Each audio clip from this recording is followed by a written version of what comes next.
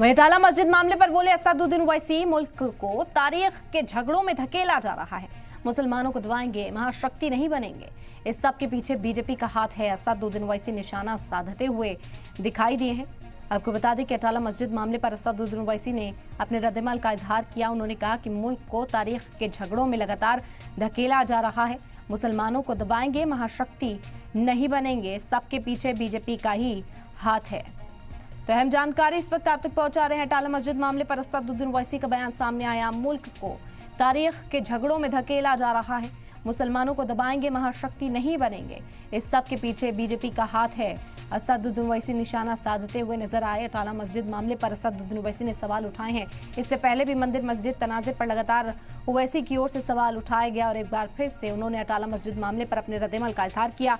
उन्होंने कहा कि मुल्क में मुसलमानों को दबाया जा रहा है, महाशक्ति ऐसे कैसे बनेंगे। इस सब के पीछे उन्होंने मरकजी हुकूमत को जिम्मेदार ठहराया। उनका कहना है कि मुल्क के अंदर जो हालात इस वक्त बने हुए हैं उसके पीछे मरकजी हुकूमत ही जिम्मेदार है।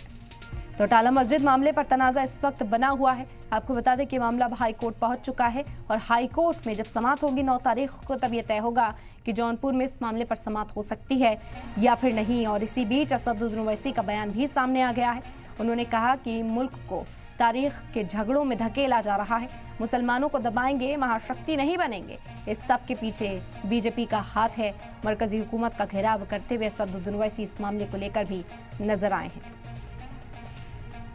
इलाहाबाद हाई कोर्ट से ये फैसला होना है कि जौनपुर में जो समाअत चल रही है हिंदू फरीक की अर्जी पर कि ये मंदिर है, उस पर आगे समाअत होगी जौनपुर में या नहीं। इस बात का फैसला इलाहाबाद हाई कोर्ट में होगा और ये समाअत 9 दिसंबर को होने वाली है।